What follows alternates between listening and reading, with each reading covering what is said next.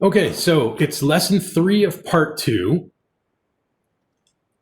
So we've built an empty table in the database now. So now we want to build a form and a PHP page where we can actually save data into our items table. Okay. So first thing I'm going to do is I'm going to make a new PHP file. I'm going to call it item details.php. So we're going to use this form so we can add new items to our grocery shopping list. So no spaces, and I'm going to all lowercase, item-details.php.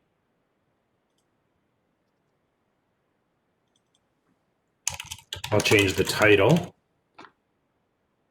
And this form's going to be fairly similar to our register form, except we're going to have one more input on it. So the first thing we want, actually I'll put on an H1, grocery item. We'll put on a form. We'll use method of post, an action, save item.php. And I'm going to hit an enter to make sure my end form tag gets moved down. So we want 3 sections on here.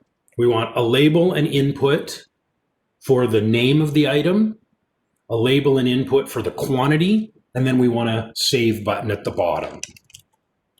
So we'll put on a field set tag, whoops,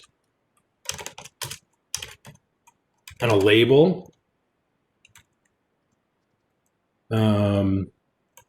for the name.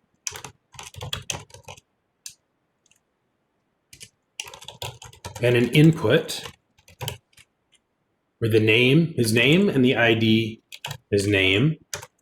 And we're going to say it's required. If you're going to add an item, you got to give the item a name. I will put all this code up on Pastebin. So if you miss something, don't worry, I'll provide it. If you want to try and create the form, so much the better. The more you do on your own, the more you're going to internalize what we're doing. So there's our first field set. And I'm going to create a second field set with a label for quantity. So my input names, these are going to match the names of the columns in the database for consistency. Right? When I ran the script in my database, we had columns called name and quantity, both lowercase. So the inputs on my form, those match exactly. So this one, my name is quantity, and my ID is quantity. It's also going to be required.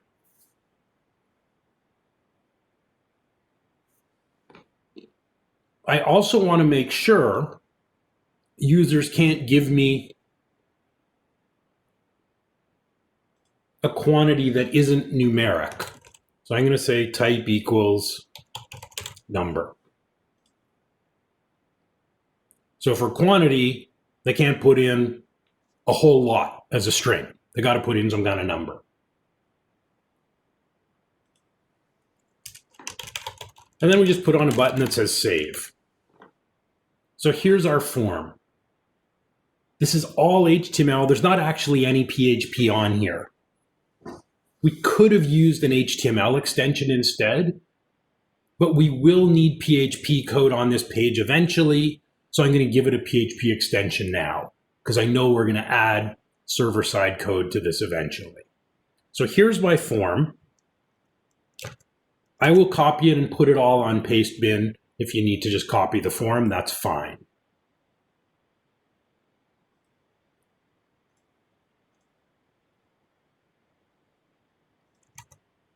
So if it's easier, you can grab it from here.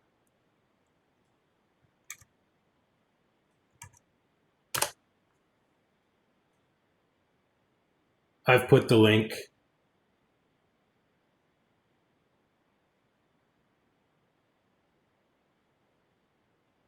Okay, Rohan, if you want to send me a private message, surely. If you want to send me a private message with your connection string, I can try and take a look at it, Rohan. The SQL script is actually right here. It's on D2L. So just replace, put in your database name here. No problem. So if I want to load my form and check it out, I can go to item details.php. So here's our form. We've got a name, a numeric quantity, and a save button. And if I click them, it says you've got to fill this out.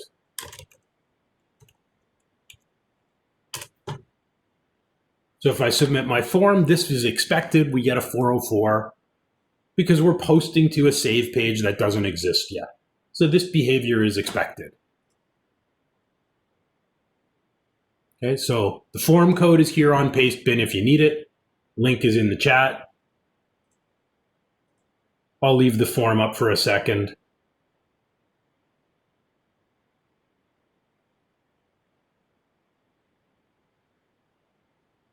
Okay, thanks, Rohan. Could you actually paste in the line of code as well, your connection string from your file on line 8? If you could put the code in the chat for me privately, we'll see what we can figure out from it, okay?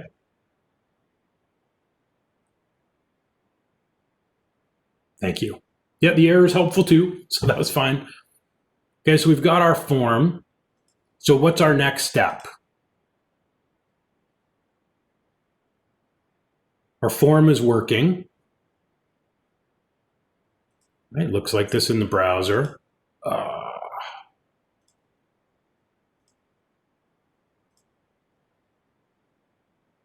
Yeah, exactly. Lots of people. That's good that the answer is obvious. We now need to create this save page. So go back to our code editor. This will be the last page we make for today. So we're going to make a new PHP file with this exact name that's highlighted in yellow.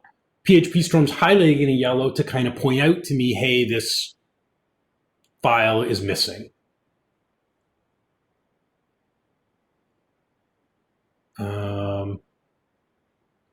Okay. Rohan, I see your message. I have an idea what the issue is. So I'm going to call this save item.php. So Rohan, looking at your connection string, I'm noticing the value for your database name and your username is not the same. Your database name doesn't have junior in it, but your username does. I'm not sure which is correct, but those two values should be the same, database name and username. So I think one of those two values isn't accurate in your connection string. I think that's why you're getting an access denied error. So either the junior needs to be in both or shouldn't be in either one.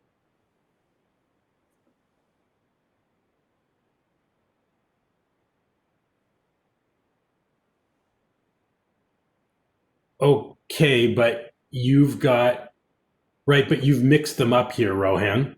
So one of them has the date, as I said, whichever login you're using, the database name and username should be the same. So I think that'll fix it. So let's create save item.php. Put in saving your item as the title. So let's put on a set of PHP tags here. Now, before we write the code, let's just write out the comments of all the steps we need to perform in order to save an item to our database. So when we fill this out and click save, what are all the steps we need to follow? What's the first thing we want to do on our save page?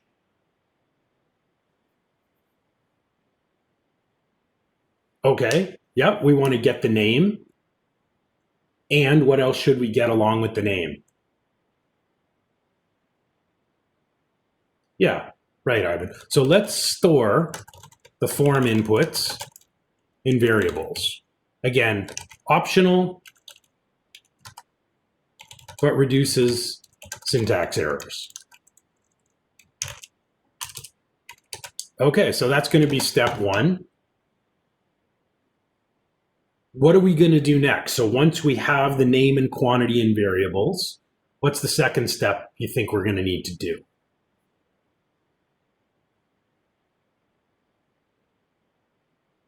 We could display them, yeah, optional. But our main goal is we want to ultimately save this stuff to the database. So if we want to display them, we could. I might leave that out for just for now.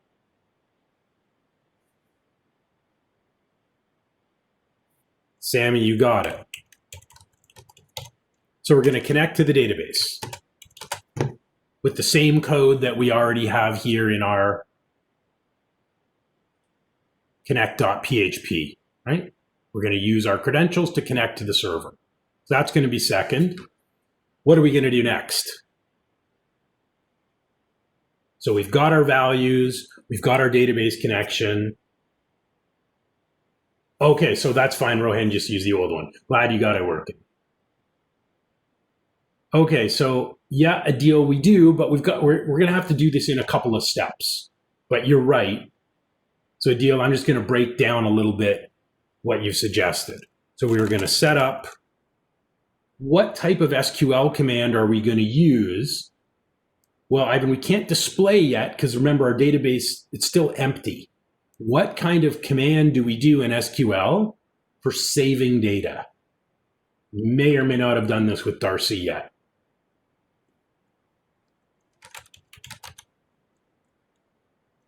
You got it, Christopher. We're going to set up an SQL insert command.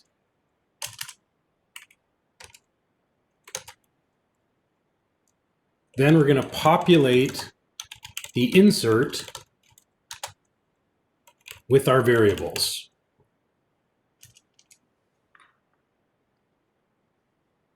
It's possible to do this in one step, but it's not advisable, and I'll show you why. And then lastly, execute the insert to save the data.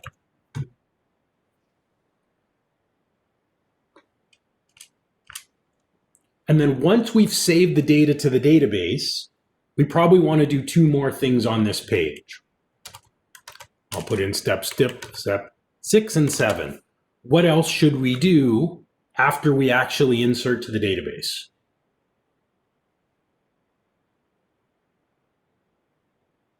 Yep, that's going to be, yep, so we can disconnect to free up that connection for another user. And then what else do we want to do? One more thing.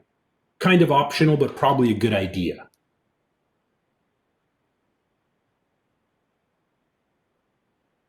Maybe about communicating with our user. Right. We maybe want to show confirmation message. Otherwise, the user, we might save to the database, but if we just show them a blank screen, the user's going to be wondering, did that work? So there are our steps. Okay. So few of these things we've already done in our connect page and our save registration page. And then this stuff we will have to do together. So first of all, let's set up two variables and fill them from our post array. So we're going to take our username post field, store it in a variable called username, and I'll do the same for quantity.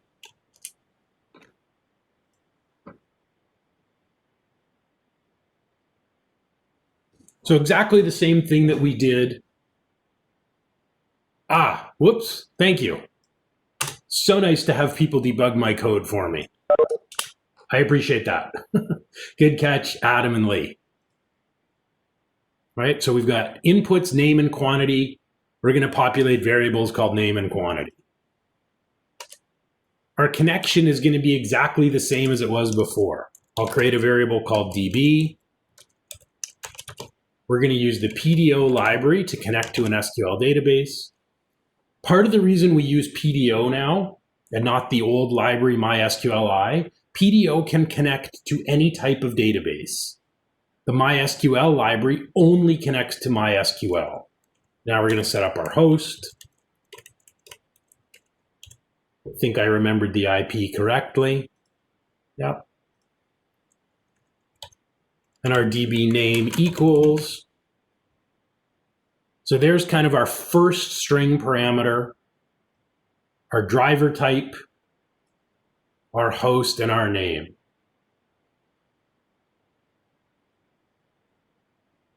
Mason, you can. I would strongly recommend typing it for a while until you learn it. If you just copy and paste it, you'll never really learn it. Typing it actually internalizes it. So I would strongly recommend typing it for a while. Then our username, and I don't type this word username. This is just a code prompt in PHP Storm. So where you see these gray where it says DSN and username, this isn't code I'm typing, only the green is what I'm typing. And lastly, my password as a last parameter, also in single quotes.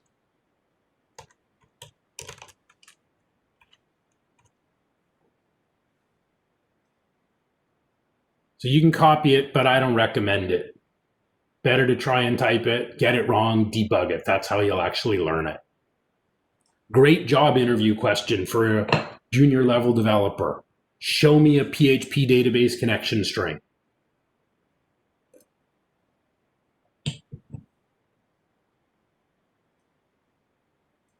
Eventually, we'll put this in our site in just one place and share it. But I think repetition has some value here. Okay, so there's our connection. It will be the same as our connection on our connect.php. Doesn't change.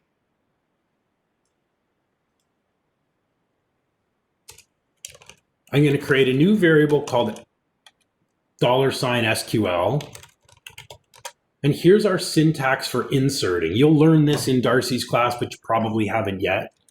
So our syntax is insert into and the name of our table. And then in round brackets, we list the fields in order we're going to save to. So we have three fields. We have an item ID, a name, and a quantity. But the ID field, we don't have to insert into because the item ID is generated by MySQL automatically. And then we're going to insert two values. And I'm going to do this. I'll explain what we're doing here.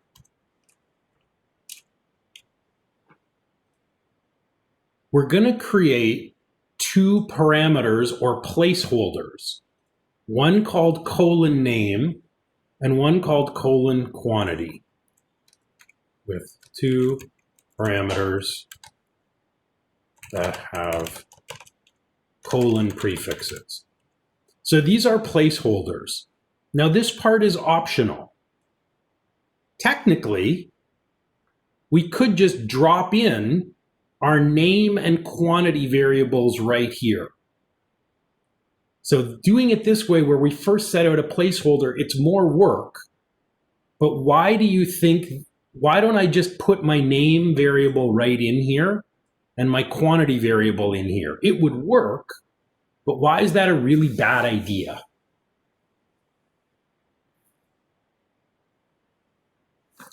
Why set up parameters or placeholders here instead?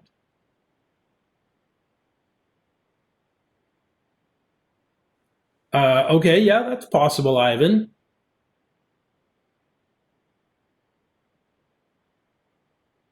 Yes, Jacob. Can you be more specific? Why is it workable to put in name and quantity, but a terrible idea for security purposes? Jacob, do you want to expand a bit more?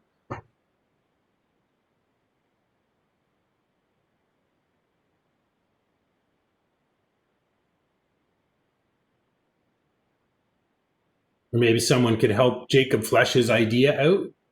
Right. It's a kind of attack. We're open to a kind of attack if we just take whatever the user types in our form and put those values directly in our SQL command that operates in the database. Good guess, Shaziel. No. What's that called when hackers try to attack us? Thank you, Jacob. It's called SQL injection. How does SQL injection work? What if I do something like this? What will happen? Yeah, it's not a denial of service, but what will happen if I inject my name variable directly here and a user types in a name like this? What's going to happen when I run my SQL command? What will happen in my database?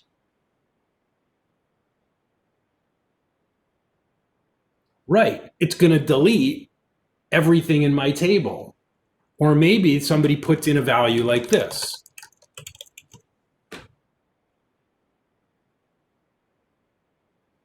Mason, I'll come to that question in a second. Good question. What would happen if they put this into the name field? And I just, yeah, right, it's going to give them all the user info. So this is one of the most common types of attacks, is called SQL injection.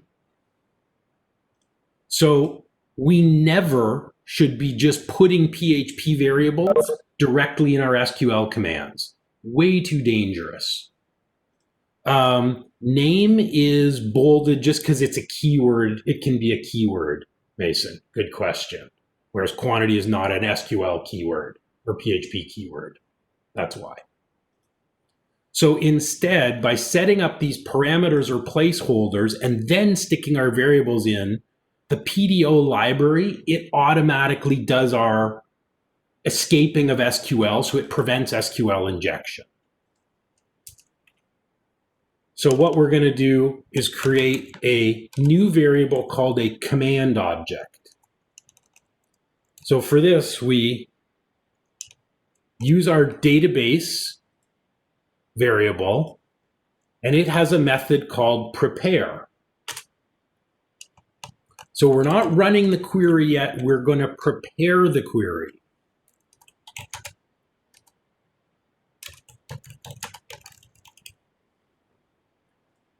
And PHP has this bizarre syntax in languages like C# and Java.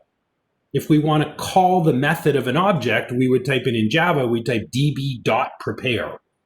We can't use the dot in PHP because PHP stupidly uses the dot for concatenation. So this is the syntax if we want to call the method of a PHP object. It's our object and then dash greater than.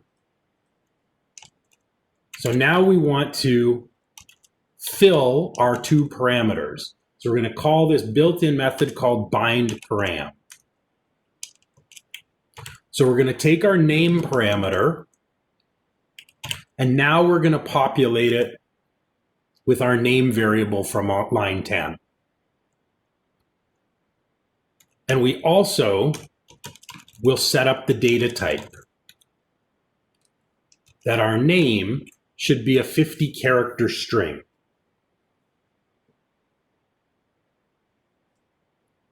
So prepare, it creates a new variable with our database connection and our SQL command. It's connecting these two things together. Because remember, right now our SQL statement, we just have these two empty placeholders here. So we have to use the command object to populate the name and quantity placeholders. This is for safety. So it prevents SQL injection.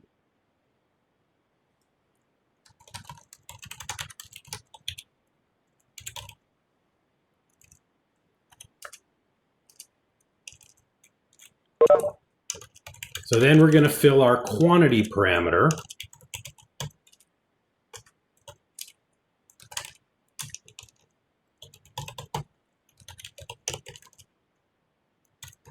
And our quantity is an integer, which doesn't require any length. I will share all the code when we're done. Don't worry. So nothing has been saved to this point. We've taken our inputs, connected to the database, set up an SQL statement, and safely populated our name and quantity. So doing this will prevent SQL injection. But nothing's been saved yet. We now actually have to execute our command. So to do that, we then call the execute method. So this, when line 25 runs, this will save our grocery item to the database.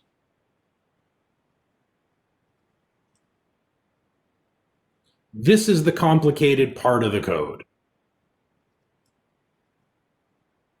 Yep, it's true, Megan. So to disconnect, we just set our connection to null. And then we could just print a message.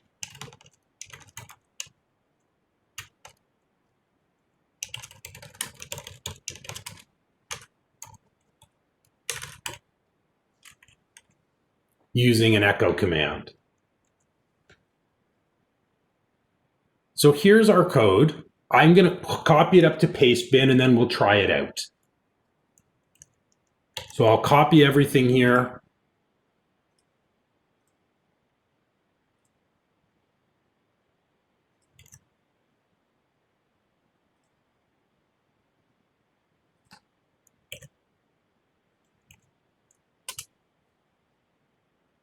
We may have to debug it a bit, but I'm going to try it.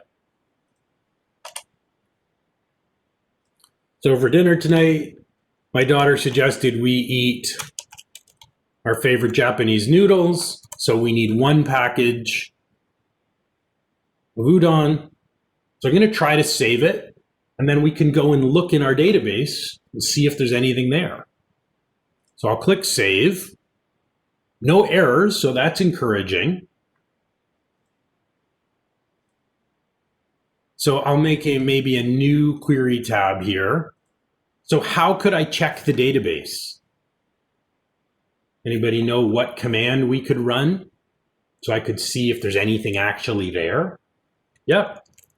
Right. So Chris, you want to expand on that? So if I select, how would I check everything in the items table? Select. You got it. Thanks, Chris. So star, so select all rows from the items table. So if I execute this, okay. So my udon is here. I think several of you are connected to my database, which is okay for now, but not ideal. So in your database connection, so Xavier and someone saved grapes in here. So keep in mind, you should be using your own database name, username, and password, not mine. It's not really a big deal, but you're going to need your own database for your assignment and things like that. So if you're connected to my database for today, no, not a big deal, but you should be using your own credentials. No problem. It's okay. I can forgive you. Yeah, make sure if you take my code from Pastebin, you change the connection. So if I go back, so what else do I need for my noodles? We're going to need some tofu.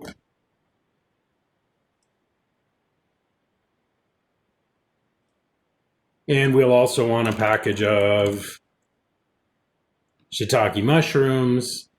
Maybe I'll say 2 packages because we like a lot of mushrooms.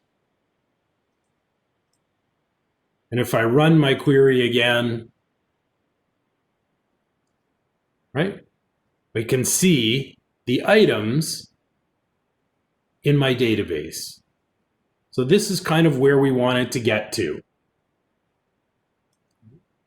We can build a form, capture information we need from the users, we can connect to our database, and we can actually save the user's input into the database. So that's kind of where we wanted to go and get to today.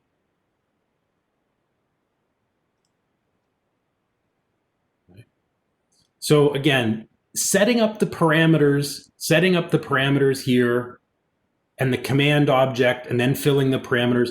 This step is not absolutely required, but it's advisable. Okay, so Adil, if the table is null, then something is missing. Either something is misnamed, possibly. Adil, do you get any errors when you try to save your form?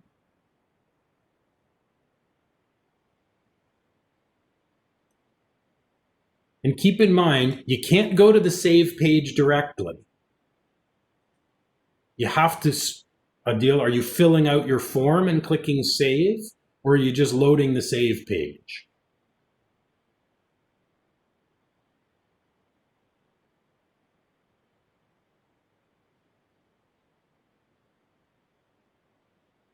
Okay, so you're filling out the form, that's good. So you've run a select query, and there's nothing there?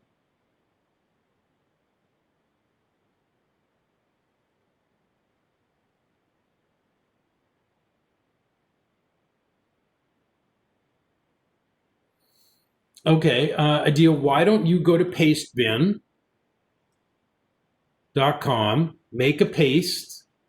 Okay, you can try my code, but just make sure you change the connection string.